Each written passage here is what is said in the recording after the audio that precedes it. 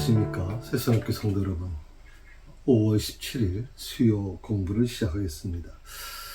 오늘은 8절 이후부터 공부를 하겠습니다. 그래서 몇 절까지 공부하게 될지 모르겠지만 8절부터 천천히 공부를 같이 나누도록 하겠습니다.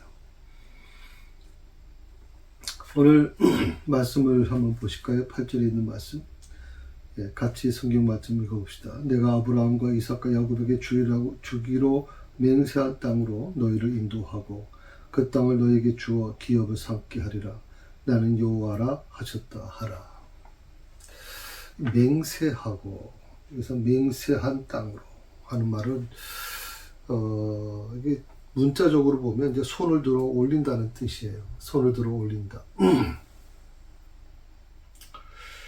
손을 들어 올린다라고 하는 것은 이제 고대 근동의 맹세 습관을 반영하는 말인데, 느헤미야 9장 15절에 이렇게 말씀하고 있거든요. 한번 제가 읽어볼게요.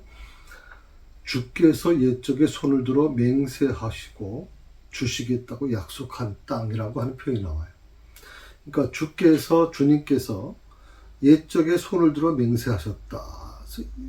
옛적이라는 건 이제 과거를 얘기하는 거고, 손을 들어 맹세하셨다라고 하는 표현을 하는 거예요. 이게 그 근동 지방의 어떤 맹세 습관이에요.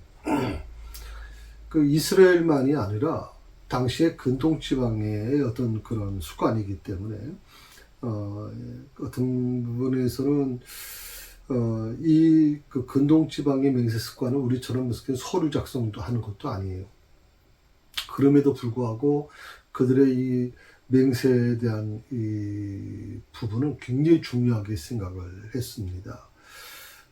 특히 이 맹세 습관 속에는 손을 들어서 맹세했다고 표현하지만, 그 하나님과 아브라함과의 맹세할 때 보면 이제 피를 통해서 맹세하지 않습니까?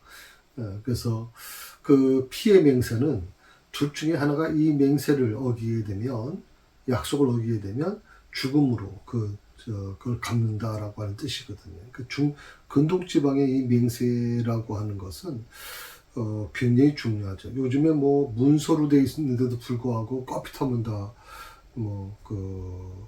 그 부정하고 다 거짓으로 하는 경우도 많은데, 요즘에 그 전세 사기 같은 경우 그렇지 않습니까? 20, 30대가 사실 뭘 알겠습니까? 그 부동산에서 하라는 대로 다 아마 적었을 텐데, 근데도 불구하고 그 서류가 잘못된 거 아니에요. 보상도 못 받을 정도가 되는데, 오늘 여기 맹세 습관은 무슨 서류 작성하는 것도 없어요. 다만 맹세하는 것인데, 손을 들어 맹세하거든요. 근데 그것이 굉장히 그들에게는 중요한 의미가 되고, 그 맹세는 어기면 안 된다고 생각할 정도로 굉장히 중요한 부분이 됩니다. 이 손을 들어 올려서 맹세한다라고 하는 이 표현이 굉장히 중요한 표현입니다. 그래서 이 부분은 여러분이 좀 관심을 가지시면 좋겠고요. 특별히 이 말씀에서 우리가 좀 깊이 생각해야 될 게 뭐냐면, 만유의 주제이신 하나님이세요. 전능하신 하나님, 에이샤다이 하나님이시라고 그랬잖아요. 전능하신 하나님, 만유의 주제 되신 하나님께서 누구와 그 맹세를 지금 하고 있는 거예요? 누구와 맹세를 맺어요? 바로 노예 민족인 이스라엘 민족과 손을 들어 엄숙히 맹세했다라고 얘기하는 거예요. 이 맹세라고 하는 것, 서로 언약을 맺는다는 것은요, 서로 양쪽이 비슷비슷해야 돼요. 양쪽이 서로 주고받는 게 있어야 되는데, 하나님과 이스라엘 사이의 맹세는 이건 주고받는 게 없잖아요. 이스라엘 신들이 하나님께 뭘 줄 수 있어요? 하나님은 그들에게 자유를 줄 수 있고, 하나님은 그들에게 정말 가나안 땅을 주겠다고 약속하시고, 어마어마한 세계의 민족으로 만들어 주시겠다고 약속해 주셨지만, 이스라엘 민족은 과연 하나님께 뭘 줄 수 있었겠습니까? 그러니까 이 맹세라고 하는 것은 서로가 서로 언약을 맺어야 되는 것인데, 근데 서로가 언약을 맺을 수 있는 게 아니잖아요. 이스라엘은 줄 게 아무것도 없는데. 그러니까 오늘 이 맹세는 하나님이 일방적으로 지금 맺은 언약이라고 볼 수 있어요. 그러니까 택함 받은 자를 향한 하나님의 이 놀라운 은총을 그 맹세에서 우리가 볼 수 있다는 겁니다. 여러분 이것을 좀 깊이 생각해 보면 좋겠어요. 하나님과 나와의 맺은 언약, 하나님이 저에게 내가 백목사와 함께 할게 라고 할 때 저와 어떤 대등한 관계에서의 언약을 맺어지는 게 아니에요. 저는 하나님의 무조건적인 사랑과 하나님의 무조건적인 그 돌보심을 내가 받고 있는 거예요. 그러니 여러분 그것이 얼마나 행복하고 얼마나 소중한 것입니까? 우리 기독교의 신앙에서 가장 중요한 신앙이 뭐냐면 우리 노력해서 얻어지는 게 아니에요. 우리가 노력해서 얻어지는 게 아니라 우리는 구원을 얻는 길은 하나님의 선물이라고 그랬거든요. 이 사도 바울의 말을 빌리면 선물이다. 선물은 우리가 무슨 노력해서 얻어지는 거 아니잖아요. 그것은 내가 전혀 생각지 못했는데 상대방이 나에게 그런 배려를 베풀어 줄 때 우리는 감동을 받고 그 선물의 그 중요성을 깨닫게 되는 거 아닙니까? 하나님께서 오늘 나를 구원해 주신 건 바로 그와 같은 거예요. 하나님께서 오늘 나를 붙들어 주시고 나를 인도해 주시는 그 모든 언약의 중심에는 바로 이 말씀이 오늘 있는 것이죠. 그러니까 이 맹세라고 하는 것은 굉장히 중요한 부분이다. 근동지방의 하나의 내려오는 그 습관인데, 오늘 하나님께서 바로 근동의 습관을 가지고 그 안에서 이스라엘 백성들과 맹세를 맺으셨다 하는 것이죠.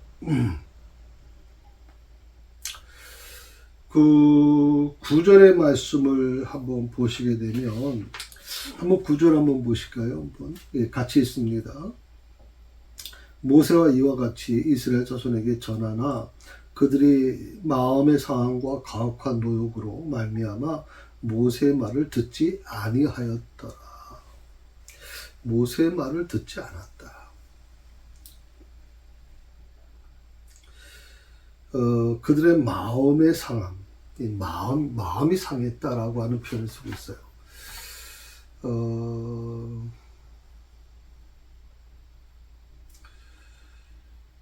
마음이 상했다라는 표현은요,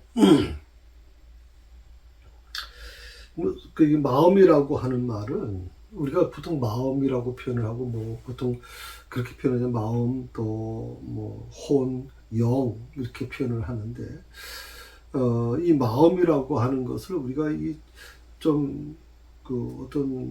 어떻게 우리가 생각할까요? 이 마음이라고 하는 것을 우리가 이 부분을 잘못 이해하는 부분도 있어요. 이 마음이라는 건 내가 주관하고 있다고 생각을 해요. 내가 주관하는 거. 내가 주인 되어지는 거라고 생각을 한단 말이죠. 근데 마음이라는 것을, 그 히브리어는 그 단어는 뭐라고 하냐면, 투아우라고 말을 썼거든요. 바람이 불다, 숨쉬다라는 뜻이 있어요. 바람이 분다, 숨쉬다. 그러니까 오늘 말씀에서 마음의 상함, 마음이 상했다라고 하는 말은 바로 어떻게 보면 어떻게 이해될까요? 이 부분은 그런 어떤 그래서 개역 성경에는 영이라고 하는 표현을 쓰기도 했어요. 영이라고 번역하기도 했는데. 마음이라는 거, 그러니까 여기서 이제 얘기하는 마음의 상함이라는 것은 영이 상했다라고 하는 뜻이 또 있는 거예요, 영이. 그러니까 우리가 마음이라고 하는 것은 자꾸만 어떤 영적인 것이 아니라고 생각할지 모르지만, 모든 것이 마음에서부터 나온다고 그러잖아요. 모든 게 마음에서부터 나와요. 그러니까 여러분의 어떤 입에서 나오는 말이나 여러분 생각이나 이런 모든 것들 보면 마음에서부터 모든 게 시작되어 있거든요. 그래서 어떻게 보면 이것을 영이라고 번역한 것도 참 바람직한 번역이다라고 생각하거든요. 영이 상했다는 거예요.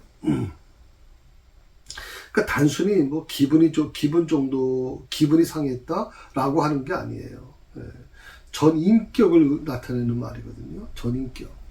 그러니까 오늘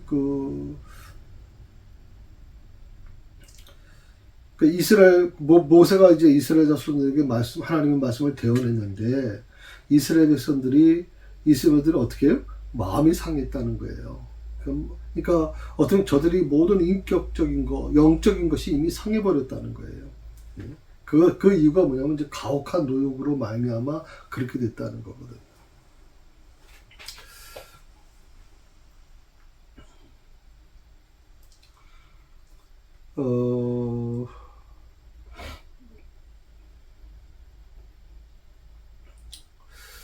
그래서 마음이 상했다라고 하는 표현을 어떻게 지금 좀 더 설명을 드리면 좋을까 생각을 해보는데, 이건 어떻게 보면 지금 모세로부터 출애굽에 관한 소식을 처음 들었을 때 이스라엘 백성들이 그 막 기뻐 경배하던 그 모습, 아마 그때 이스라엘 백성들은 막 할례를 외치면서 우리의 기도가 400년 동안의 기도가 응답됐습니다. 하나님이 우리의 기도를 들어주셨습니다. 정말 그들이 나일 강에서 정말 어떻게 보면 너무 서글퍼서 노예 신분으로 살아가는 게 너무 힘들어서 막 정말 통곡하며 우는 소리가 막 사방에 들렸는데, 어떻게 보면 그런 부분에 있어서 정말 하나님께서 모세를 통해서 내가 내 백성을 구원하겠다, 내가 내 조상들과 맺은 언약대로 가나안 땅으로 인도하시겠다고 말씀하셨을 때 그들의 마음엔 너무나도 기쁘고 아마 대단했을 거예요. 그런데 오늘 여기서 상한 마음이라고 하는 표현 속에는 전혀 다른 표현이란 말이죠. 전혀 완전 대조되는 거예요. 처음에 그 이스라엘 백성들의 모습과는 완전 대조된 모습이거든요. 근데 이런 모습은요, 지금의 모습만 있는 게 아니에요. 그 바로로부터 정말 그 감당하기 힘든 노역을 지금 부여받고 정말 하루하루 힘겨운 싸움을 해나가고 있는 이스라엘 백성들이 그 현실의 모습 앞에 그들이 정말 너무나도 지금 안타까운 모습으로 하나님에 대한 원망, 모세에 대한 원망을 막 포보된단 말이에요.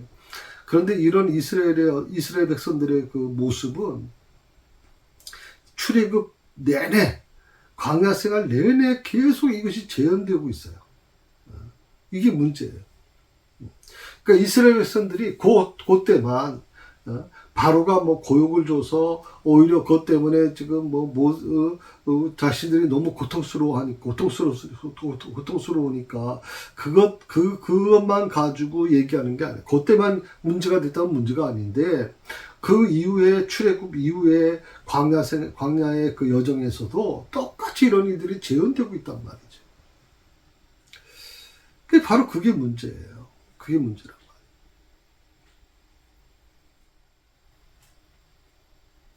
말이에요. 어떻게 보면 굉장한 부분이죠.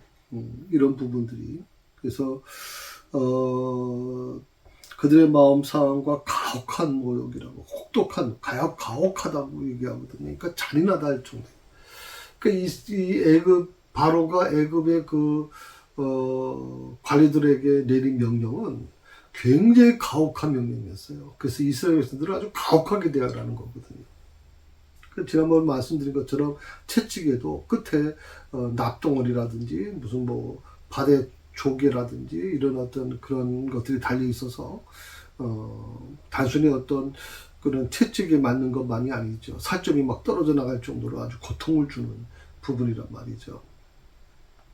자, 이런 그 극심한 고욕에 시달리게 되다 보니까 이 극심한 고욕에 시달린 것이 뭐 때문에 그런 거냐 대체.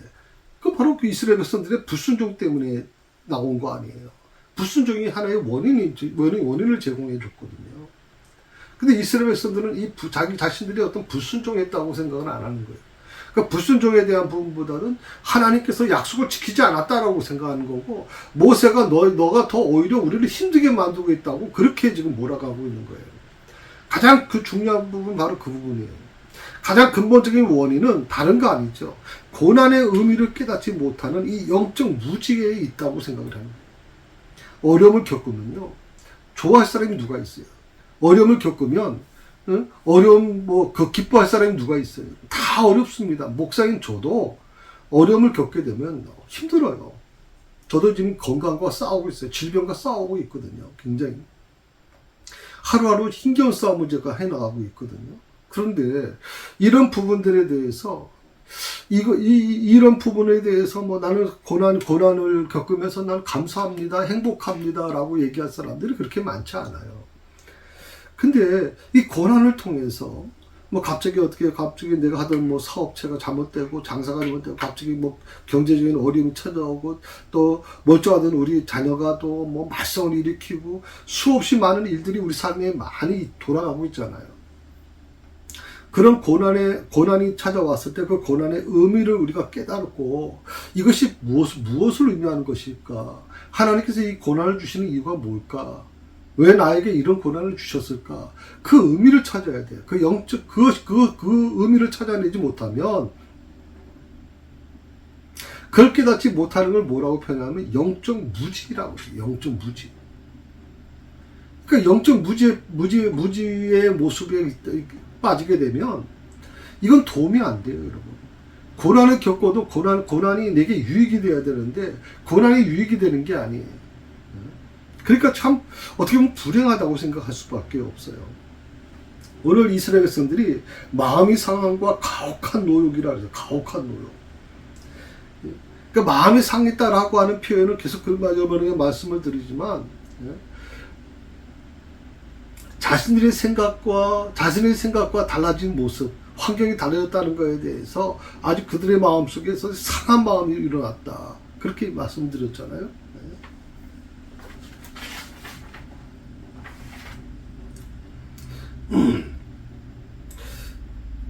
자, 이런 부분들이 이스라엘 백성들 안에 있는 가장 심각한 문제가 되는 거죠.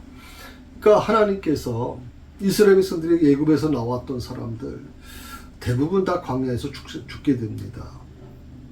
그 이유가 뭡니까? 그들을 살리기 위해서 하나님께서 나오게 하신 거 아닙니까? 정말 어렵게 그들을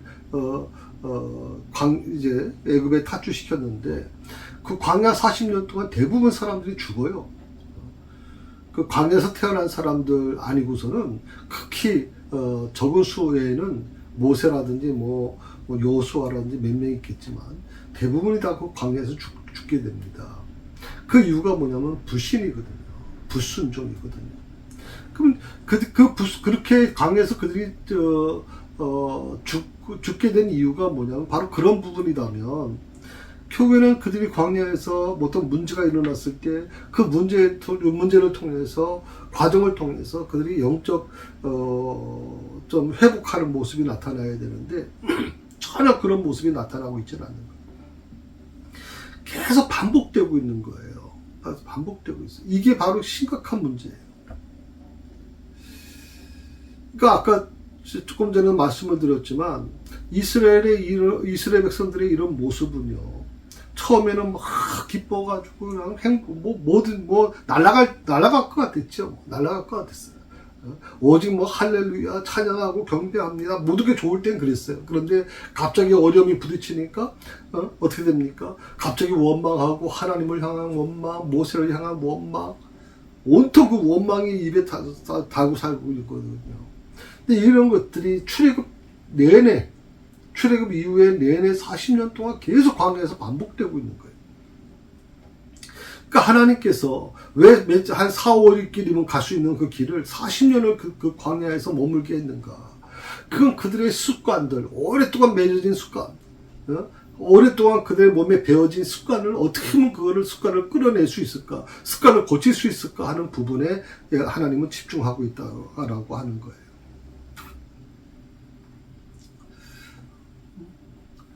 자, 그 다음에 뭐라고 나옵니까? 네. 9절의 마지막 부분에 보면 그들의 마음의 상황과 가혹한 노역으로 말미암아 모세의 말을 듣지 않았다. 말미암아라니까 이 두 가지 문제죠. 마음의 상황과 가혹한 노역으로 때문에 모세의 말을 듣지 않았다. 그러니까 민족 해방이라고 하는, 그러니까 출애굽이라고 하는 것 자체는 찬동했어요. 모든 이스라엘에서 반대하는 사람이 없었어요. 근데 문제는 뭐냐면 이 출애굽을 위해서 수반돼야 되는 이 고통에 대해서만은 이스라엘 백성들의 그 이기적인 모습이 나타나요. 그러니까 나는 하나님께서 우리 민족을 출애굽시켜 주겠다 그랬으니까 출애굽에는 찬성해, 민족 해방에는 찬송할 수 있어, 찬동해. 그런데 그것 때문에 오는 고난은 난 더 싫어. 그건 받고 싶지 않아. 나는 고통을 받고 싶지 않다라고 하는, 이게 어떻게 보면 굉장히 이기적인 모습이죠. 이걸 신약 시대에는 예수님의 그 비유 중에 이런 비유가 있어요. 씨가 이제 뿌려지는데, 씨가 4가지 밭에 뿌려진다 그러지 않습니까? 첫째가 뭐예요? 길가에 뿌려지죠. 뿌리자마자 새들이 와서 다 먹어버리는 거죠. 두 번째, 가시덤불에 이제 떨어지잖아요. 그러니까 자라긴 자라요. 자라긴 자라는데 가시떨기에 막혀가지고 결국에는 죽게 되죠. 그 다음에가 이제 돌짝밭이에요. 뿌리지만 싹을 내지 못하는 거죠. 돌짝밭에 뿌려져가지고 뿌리도 못 내릴 상태로 이제 죽게 되는 거죠. 그 다음에가 옥토입니다. 이 복음이 바로 이 돌짝밭에 뿌려진 것 같다. 뭐 돌짝밭이라고 그러니까 좀 그렇긴 하지만 저는 길가나 뭐 가시덤불도 같은 거라고 생각을 합니다. 그러니까 복음이 떨어지는데, 복음은 뭐 분명히 능력이 있잖아요. 복음은 하나님의 복음에는 능력이 있어요. 근데 그 복음이 돌짝밭에 떨어지면 어떻게 되는가? 그 길가에 떨어지면 어떻게 되고 가시덤불에 떨어지면 어떻게 되는 것인가? 복음이 그 복음의 그 능력이 나타나기 전에 그것 때문에 완전히 다 무너져 버리는 거예요. 그래서 여러분, 우리가 전도할 때도요, 그 전도 대상자에게 전도지를 전할 때도 오늘 돌짝밭일 수도 있고 또 길가일 수도 있고 가시덤불일 수도 있어요. 그리고 옥토일 수도 있어요. 네 가지 형태가 나타나는 거예요. 우리가 100으로 생각한다면 100에서 4가지, 한 25%라고 생각하면 되죠. 25%. 옥토도 25%, 돌짝밭이 25%, 또 길가가 25%, 가시덤불이 25%. 그러니까 약 한 75%가 복음을 반대하는 존재예요. 그렇죠? 길가에 떨어져도 안 되고, 가시덤불에 떨어져도 안 되고, 또 가시덤불은 그런 것 같아요. 교회에 등록은 하고 또 관심은 가져요. 근데 교회는 잘하지 못하는 거죠. 그 돌짝밭도 마찬가지고요. 그럼 여러분 생각해 보세요. 100 중에서 75%, 내가 전도지를 예수 믿으세요라고 전도지를 줬는데 그 전도지를 받은 사람에게서 75%가 부정적이에요. 반대하는 거예요. 나머지 25%만 옥토예요. 그걸 받아들인단 말이에요. 그러니까 여러분, 복음을 전하기가 얼마나 힘들겠어요. 단 25%만이, 4명 중에 한 사람만이 긍정이고 3사람은 부정적인데, 우리가 여기서 가장 중요한 것은요, 가장 큰 문제가 뭔지 아세요? 이스라엘 백성들이 모세를 무시하는 것만이 아니에요. 그러니까 모세는 무시할 수 있죠. 모세는 중간 단계니까. 모세는 하나님으로부터 보냄받은 사람이니까 모세는 무시할 수 있어요. 무시당한다고 모세가 참 서운하죠. 어떻게 보면 인간적으로 보면 굉장히 서운해요.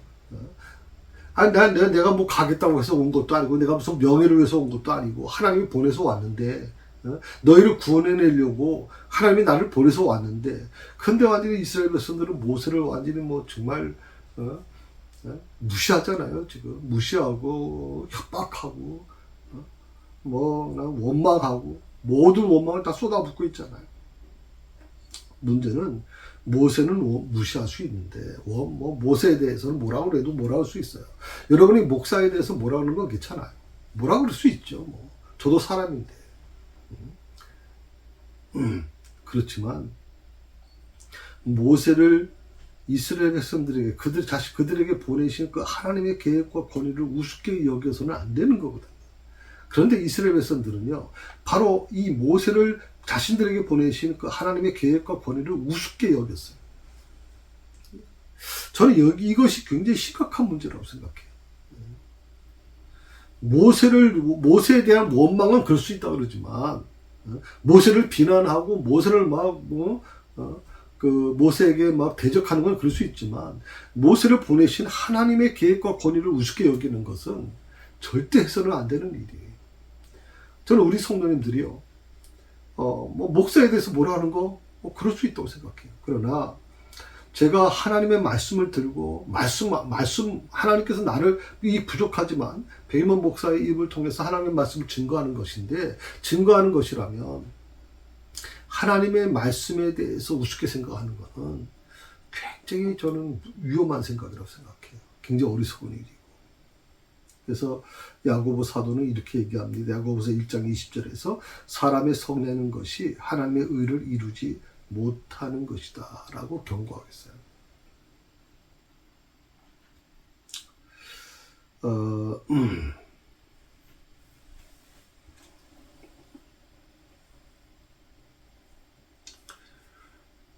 모세도 그런 생각이 좀 들어요. 저는 모세도 말이요, 그 위대한 모세도 참 이런 어려움을 겪었는데, 뭐 때때로 제가 뭐 내가 그렇게 잘못한 것 같지 않은데 이유도 모른 채로 뭐 별의별 얘기를 다 들어요, 목사가. 뭐 요즘에는 정말 우리 교회가 굉장히 참 성숙해져서 뭐 그런 일은 별로 없습니다만, 과거에는 정말 별의별 얘기들이 많았거든요. 그때 이제 늘 하나님 앞에 나가서 울면서 그렇게 저도 모세처럼 그렇게 기도했었어요. 정말 너무 원통스럽죠. 원망스럽고, 내가 왜 이런 얘기를 들어야 되는가 하는 거에 대해서 굉장히 좀 힘든 적도 물론 있었습니다. 한번 이 말씀을 준비하면서요, 그래, 모세도 그랬는데 그 위대한 모세도 이스라엘 백성들이 까피타면 그냥 뭐 모세에게 모든 화살 다 쏟아붓고 원망 다 쏟아붓고, 때로는 모세를 죽이려고 그냥 돌을 집어 모세를 향하기도 하고. 참 이런 거 보면 많은 생각을 좀 해봐요. 많은 생각을 해보죠. 자, 11절에 있는 말씀 한번 보실까요? 11절 한번 같이 읽어봅니다. 들어가서 애굽 왕 바로에게 말하여 이스라엘 자손을 그 땅에서 내보내게 하라. 여호와께서 이제 10절에 모세에게 이렇게 말씀하세요. 들어가서 하나님께서 원하셨던 건 바로에게 피하지 말라는 거예요. 모세에게 피하지 말라는 거예요. 너가 부딪히고 만나야 될 그 바로가 물론 이 세상에서는 굉장히 힘든 상대인 건 사실이야. 굉장히 어렵고 굉장히 아주 무지막지하고, 정말 나를 대신해서 갔어도 너를 무시하고 아주 뭐 정말 폭력으로 모든 걸 해내려고 하는데, 그럼에도 불구하고 마치 무슨 뭐 큰 산처럼 될지 모르지만 그 바로를 두려워하지 말고 가서 들어가라. 바로와 단판을 치라는 거예요. 단판을 치라.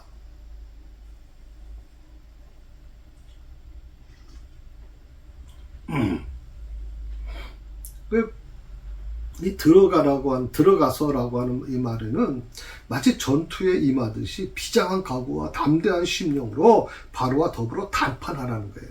전투에 임하듯이. 저는 우리가 적어도 하나님께서 나에게 원하시는 것은 이 세상을 향해서 그래야 된다고 생각해요. 사탄의 세력을 향해서 우리는 그래야 된다고 생각해요. 이것도 아니고 저것도 아니고 물에 물 탄 듯 술에 술 탄 듯 이런 모습 가지고는 여러분 이겨낼 수가 없습니다. 우리는 담대하게 이 문제와 그 전투에 임하듯이 비장한 각오로 담대한 마음으로 바로와 더불어談판해야 된다. 그리고 또 뭐라고 그러냐면 이스라엘 자손을 그 땅에서 내보내게 하라. 처음에 그 3장에는요, 출애굽기 3장에서는 뭐라 그랬냐면 모세가 바로에게 이렇게 얘기했죠. 사흘만 애굽을 떠났다 돌아오겠다고 얘기를 해요. 사흘만.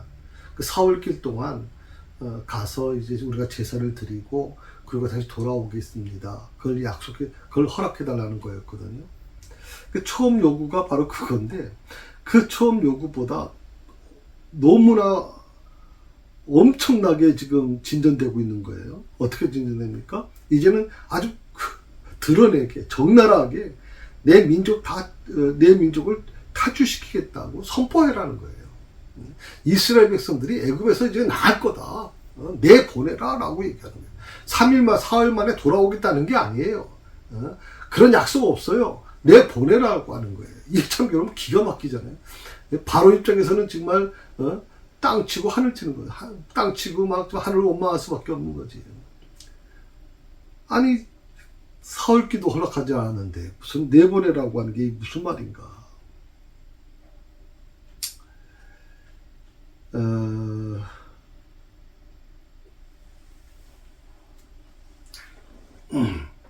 그러니까 만약 그런 생각을 좀 해봤어요. 바로가 만약에 오늘 모세가 이제 하나님 모세를 통해 보내신 그 처음에 제안대로 사흘기만 좀 갔다가 제사되고 더 돌아오겠다는 걸 허락해 줬다면 어떻게 됐을까? 아예 그냥 자기는 더 그렇게 이겼다고 생각을 했죠. 그런데 오늘 하나님께서 모세에게 주신 말씀은 이제 그 바로에게 가서 내 백성을 보내라고 얘기한단 말이에요. 하나님의 그 가벼운 어떤 요청을 거절함으로 인해서 이제 더 무거운 짐이 부과되었다라고 얘기를 하는 거예요. 자, 12절에 있는 말씀 한번 같이 보십시다. 12절 같이 읽습니다. 모세가 여호와 앞에 아뢰어 이르되 이스라엘 자손도 내 말을 듣지 아니하였거든 바로가 어찌 들으리이까? 나는 입이 둔한 자니이다. 어찌 들으리이까?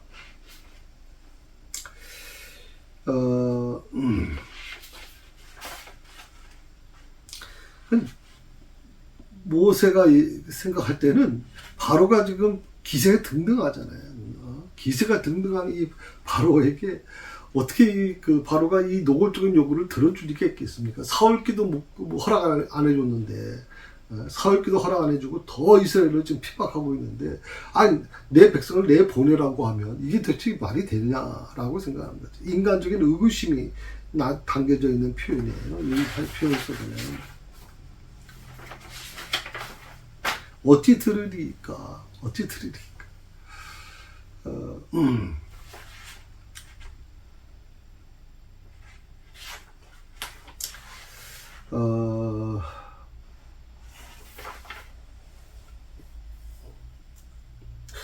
이 입이 둔하다라고 하는 그러면서 이제 얘기하는 게 이제 나는 입이 둔한 자입니다라고 얘기하잖아요.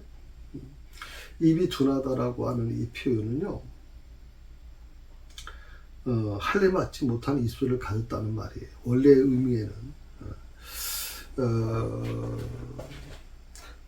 그 원어의 뜻은 이제 할례 받지 못한 입술을 가졌다. 그러니까 이스라엘 백성들에게 할례라고 하는 것은 하나님과 언약의 백성이라는 뜻이거든요. 그러니까 할례 받지 못한 입술을 가졌다라고 하는 이 표현은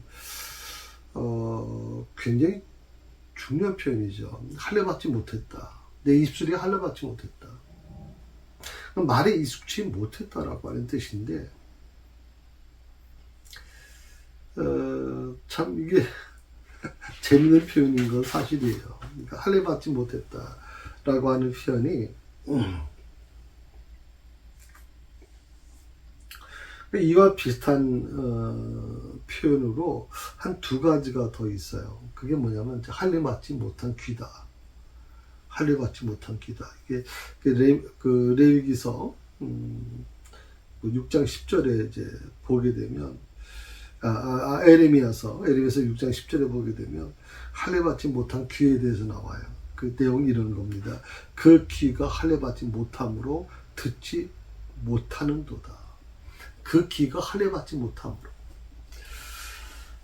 그러니까 할례 받지 못한 입.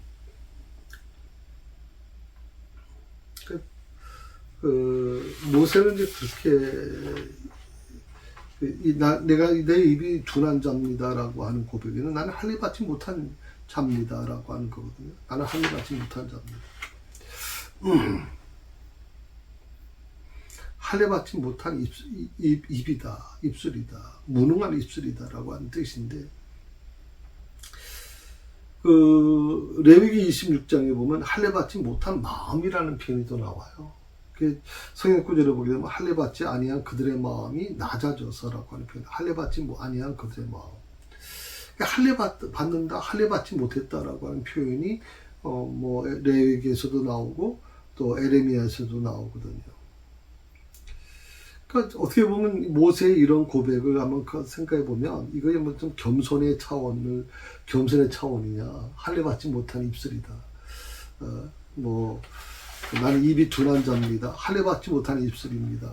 나는 할례받지 못한 무능한 입술입니다. 라고 하는 이 부분이 겸손의 차원이냐? 아니죠. 이거보다 어떻게 보면 그걸 좀 넘어서 이렇게 생각할 수 있어요. 내 동족 이스라엘 백성들도 설복하지 못하는데 설복하지 못하는 이 무능한 내가 어찌 바로 앞에 서겠습니까? 라고 하는 이 탄식이, 그리고 좌절감의 표출이에요. 단순히 어떤 겸손의 겸양의 차원을 넘어서서 오늘 모세는요, 나는 이스라엘도 결국 설복시키지 못했어요. 그런 무능한 내가 어떻게 바로 앞에 서겠습니까? 라고 하는 이 고백, 어떻게 보면 좌절감의 표출이라고 표현하는 게 낫겠죠. 모세는 아마 이 순간 자신이 얼마나 하잘것없는 존재인가를 처절하게 아마 통감했을 거라고 생각이 들어요.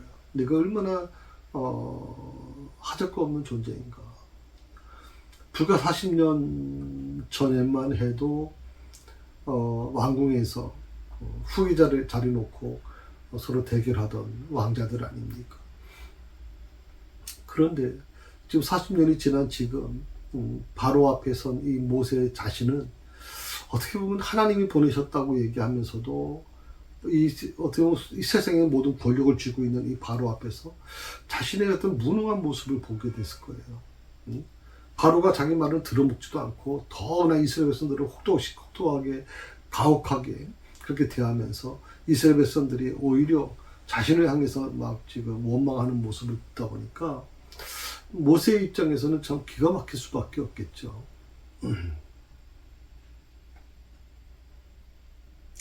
근데 여기서 굉장히 중요한 것은 오늘 모세가 자신이 얼마나 하잘것없는 존재인가를 처지에 통감했을 것이다라고 말씀드렸는데, 결국 출애굽 사건을 딱 한마디로 표현하면 뭐냐, 하나님은 약한 자를 들어 강한 자를 부끄럽게 하시는 것이다라고 하는 것이 적용된 것이 바로 이 출애굽 사건이에요. 하나님은 강한 이스라엘 민족을 택하신 게 아니에요. 하나님은 강한 모세를 택하신 게 아니에요, 여러분. 늘 어떻게 보면 하나님이 택하시는 과정을 보게 되면 정말 약한 자, 배우지 못한 자, 사도 바울은 그렇게 얘기했잖아요. 배우지 못한 자를 통해서 배운 자를 부끄럽게 만드시고, 약한 자를 통해서 강한 자를 부끄럽게 만드시고, 그게 하나님의 어떤 사역의 가장 중요한 어떤 전형이라고 생각을 해요.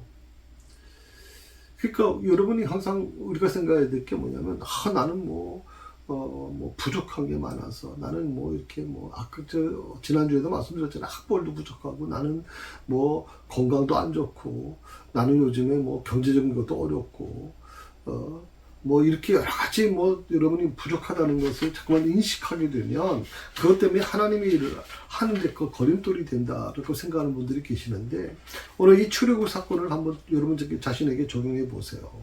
약한 자를 들어서 강한 자를 부끄럽게 하시는 하나님. 바로라고 하는 세상의 모든 권력을 쥔 가장 강한 사람이잖아요. 대표잖아요. 그런 바로를 부끄럽게 만드시잖아요, 하나님께서. 누구를 통해서? 가장 약하다고 생각하는 모세를 통해서. 내 입술이 할례받지 못했습니다. 내 귀가 할례받지 못했습니다. 내 마음이 할례받지 못했습니다. 라고 하는 그런 마음을 가지고 있는 자들을 통해서 하나님은 어떻게 만들어 가십니까? 하나님의 나라를 세워 가신다는 거예요.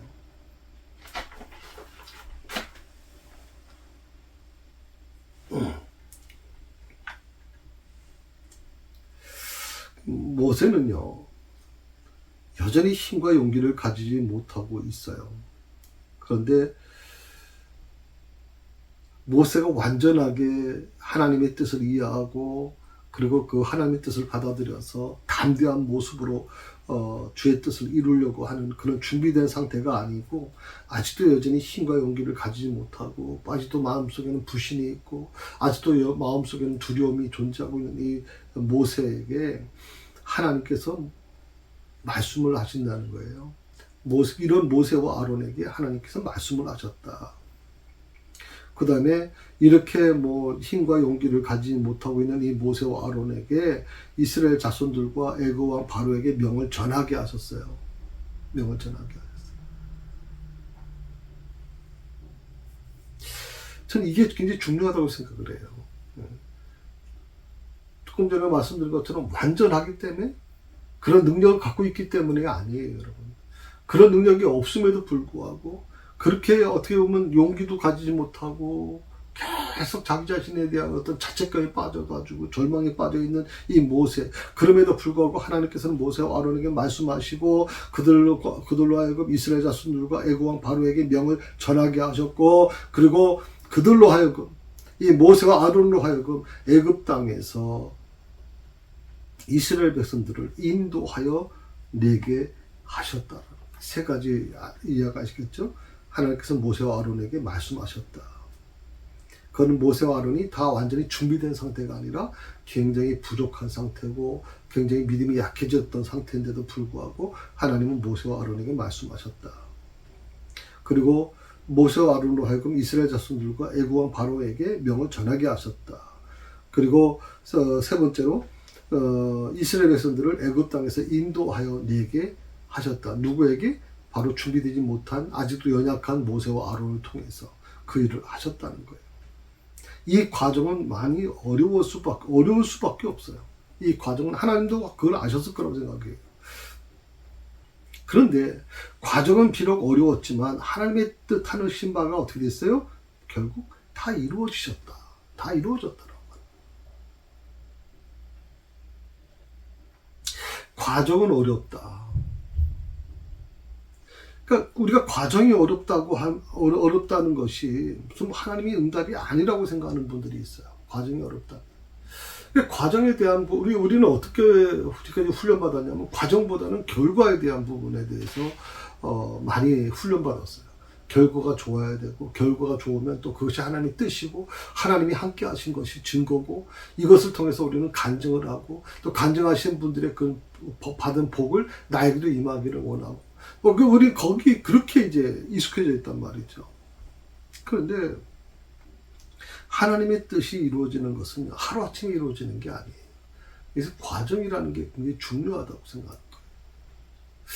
어떻게 보면 우리가 보면 하나님은 무소부지하신 분이고 전능하신 엘샤다이 하나님이시라면 아니 애굽의 바로 정도야 식은 죽 묵기 아니에요. 하나님이 말씀 한마디 하시면 되잖아요. 밤에 자고 있는 바로에게 너 그러면 죽어. 오늘 밤에 내 특명을 데려갈게. 부자에게 하신 말씀처럼 하나님께서 부자에게 그 꿈으로 보여주신 것처럼 그렇게 대하면 바로가 벌벌 떨 거 아닙니까? 벌벌 떨고 그걸 제발 좀 나가달라 부탁했을 거 아니에요. 그런데 하나님은 계속 그런 어려운 어떻게 복잡한 과정을 거치신단 말이죠. 모세로 하여금 가서 또 실패하게 만들면 또 이스라엘에서는 또 원망을 또 모세에게 하고 모세는 또 그것 때문에 하나님을 또 하나님께 막 자기 그 아픈 마음, 자기 상처를 또 드러내고 또 바로에게 가라 그러고. 자, 이 과정에 대한 부분이 이유가 뭐냐? 오늘 이 부분이 우리가 좀 한번 생각해 볼 필요가 있어요. 자, 내가 볼 때는 계획이 틀어진 것 같아요. 모세가 볼 때는 계획이 틀어졌잖아요. 그가 생각했던 모든 계획들이, 이스라엘 백성들이 생각했던 모든 계획이 다 틀어졌어요. 하나님의 말씀대로 했는데도 불구하고 그게 틀어졌어요. 어떻게 보면 굉장히 이것이 어렵단 말이죠. 그래서 그들은 그런 틀어진 것이 하나님의 응답이라고 생각하지 않았을 거라고 생각이 되거든요. 근데 비록 계획이 다 틀어졌지만 하나님의 뜻하신 바는 어떻게 됐어요? 결국 다 이루어졌다고 성경은 말하고 있는 거예요. 저는 우리 한국교회가 점점 무너지고 있는 이유가 대체 뭐냐? 전도를 열심히 안 하는 것도 아니고요.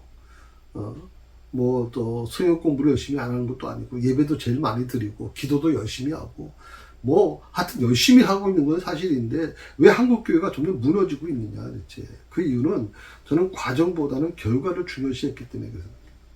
과정보다는 결과. 우리는 과정에 대해서는 그동안 한국 교회가요, 목회자들이 과정에 대해서는 별로 탐탁지 않게 생각을 했어요. 별로 이렇게 중요하게 생각하지 않았어요. 그냥 결과만 좋으면 돼요. 결과만 좋으면 돼요. 그 결과 좋은 거 가지고 계속 우려먹은 거 아니에요. 우려먹은 거 아니에요. 그러다 보니까 과정을 무시하게 됐어요. 우리 그 한국교회 교인들 보면 무조건 주시옵소서 믿습니다. 뭘 믿어요? 뭘 달라는 거예요 대체? 뭘 달라는 거예요?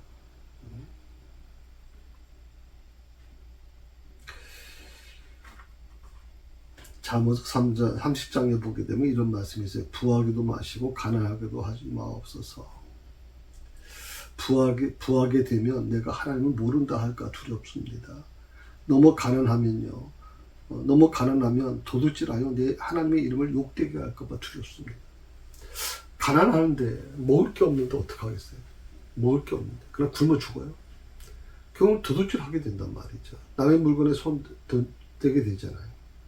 그럼 너무 가난해서 도둑질해서 하나님의 이름을 욕되게 할까 봐 두렵습니다.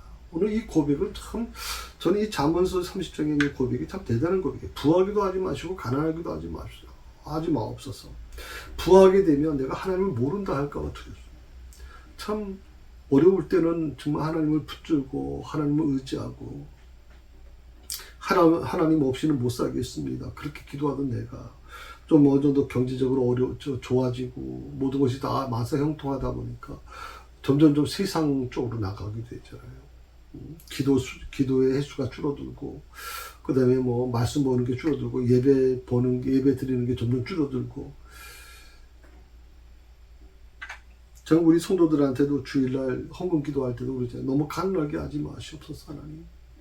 너무 가난해서 사람들의 조롱거리가 되고, 뭐 하나님 믿는 사람이 왜 저렇게 되는가, 그런 그것 때문에 하나님의 이름이 망령되이 하나님의 이름이 욕되게 되는 일이 없게 달라고 기도하지 않습니까?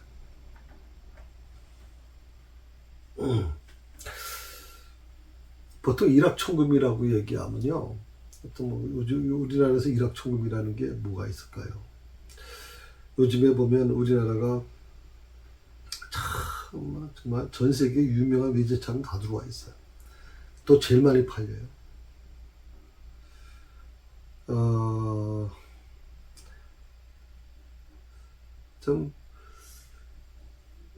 그것이 어떻게 보면 빈부의 격차를 더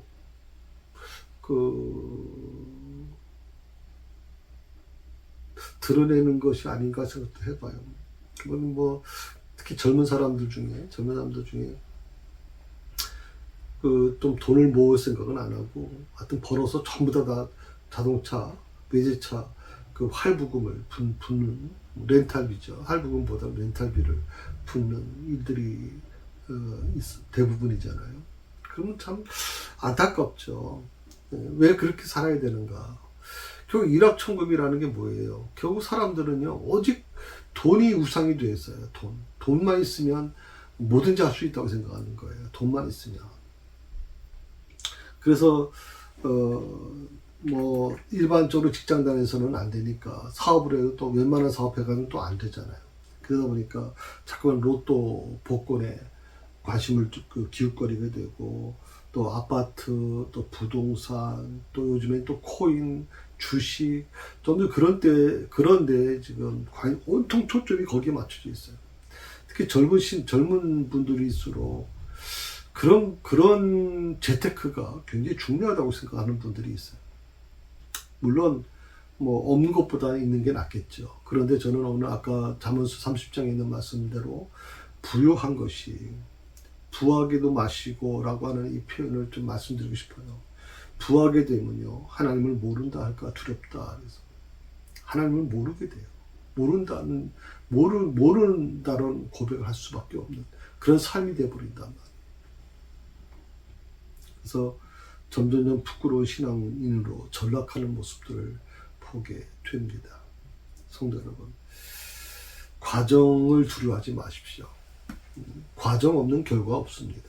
그런데 우리는 과정을 생략하고 결과에만 올인합니다. 이 결과라고 하는 게 결코 결과가 뭐 꼭 좋아야 된다라고 하는 것은만 우리가 집중하다 보면 과정을 생략하게 됩니다. 여러분, 과정에 충실했다면 그 결과는 하나님께 맡기십시오. 그것은 하나님의 권한에 있는 것입니다. 내 권한이 아닙니다. 그렇게 여러분 믿고 승리하는 삶을 살아갈 수 있기를 바랍니다. 오늘 여기까지 하겠습니다.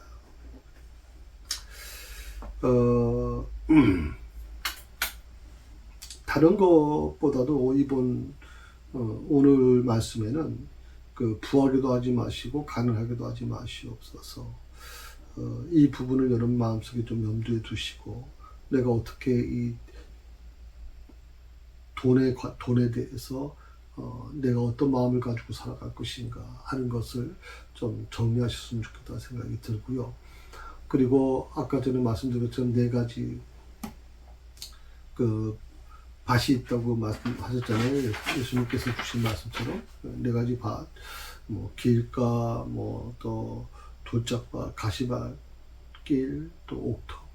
여기서 나는 어디에 좀 속해 있는지 자신을 한번 좀 돌아봤으면 좋겠다 생각이 듭니다. 예, 기도하십시오. 감사합니다, 하나님. 오늘 주신 말씀을 깊이 묵상하면서 이 말씀이 나의 삶이, 나의 양식, 영의 양식이 되기를 간절히 원합니다.